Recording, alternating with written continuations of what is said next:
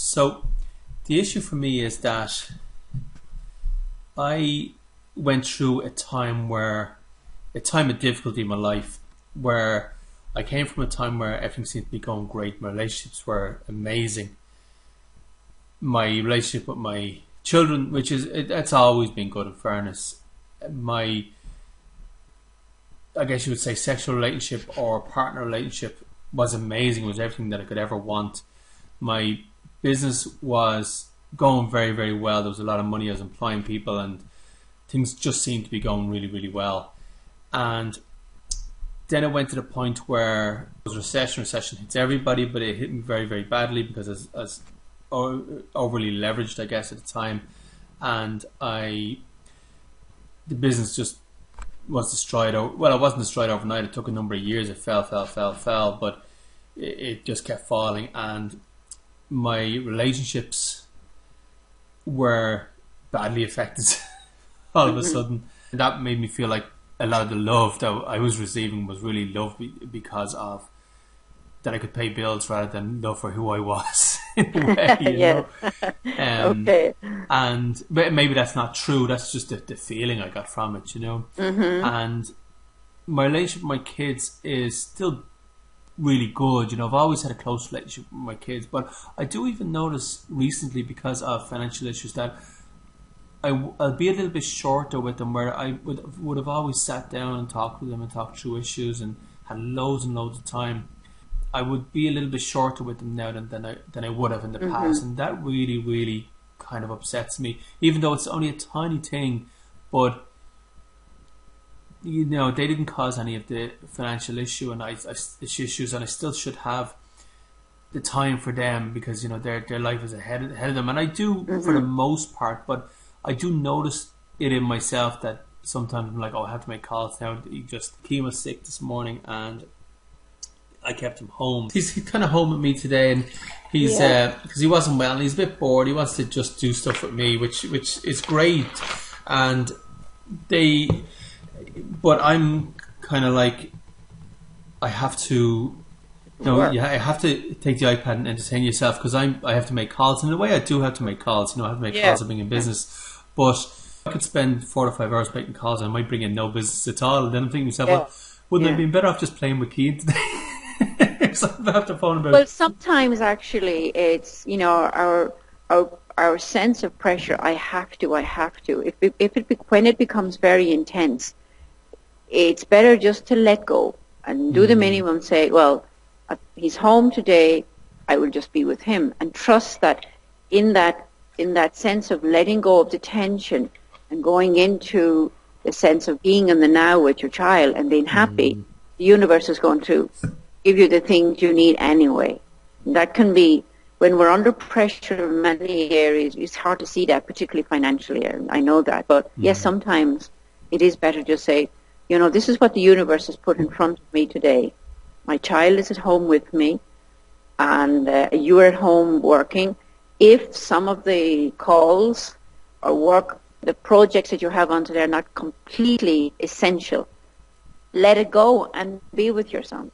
But you know, you've got to understand, you've got to have you have priorities and responsibilities. So, but sometimes it's good to go through that experience, just to let go and go with the flow.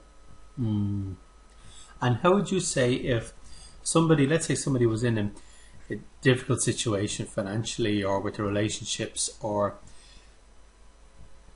well, they're the two main things actually come to my mind, financially and relationships, and they have that sense of pressure that they have to do things or they have to do certain things. How would you advise them to deal with those things? Because you do want to take action, you do want to take certain action, but I've experienced that sometimes you can take action and you have good focused action and you enjoy it and things happen. Another time when you're in pressured action where you feel like you really, really have to do something, you're taking all of the correct actions, but you feel like you're not kind of moving anywhere anyway, and you're probably scaring people away. It's like a guy who really, really, really likes a girl and he likes her so much that he scares it away, or even a girl who goes up to a guy and she wants to get married straight away and he runs away, you know. So it's like this. It's just too much pressure that you're putting on. I even found that myself in business. I'd be phoning. One guy said to me, "Listen, Alan, we love what you're doing. We want to work with you, but you're calling us too much, so we're not going to go ahead with this project." Yes, yeah, okay. That's it's a very, very important question. And what's actually happening is that when we're in that frame of mind, that zone, that frequency, God, I have to have this. If I don't have this, my world will collapse. I need. What you're actually working with is a need with fear. A need. It's not a comfortable, trusting place that you are in, and you're sending out a frequency of energies and emotions around fear, control, demand, even defense. And people pick up on that. Yeah. Now the next question is, where is that coming from? It's actually coming from some old memory and habit in the past. And this is why we are in this beautiful process of conversation through different people's lives experience, which is this is a real thing for you. I've been through this. What we've got to learn is let go of the need. Yeah. And put something else in its place. And that is trust. Now, trust from another reality, another way of being, another way of thinking. But this need I have to have is a negative frequency, and other people do pick up on it.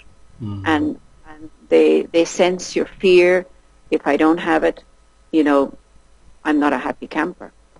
And in the higher sense of the universe, if we over-need, for want of a better word, over-need, it's because we have a deep sense of lack within our memory. And we're putting a blockage for the result. But behind that also, this is why I love to work with kind of the darkness to show the light. Behind that blockage, the universe is trying to tell you, no, this is not the right way, and I know a better way, and allow me to show it to you. Right. This is where the study of this is very important. But I love to work with people's personal life experience so that they can work with new information, the new way of training yourself to be through your own reality, because it's real for you. But there is a better way.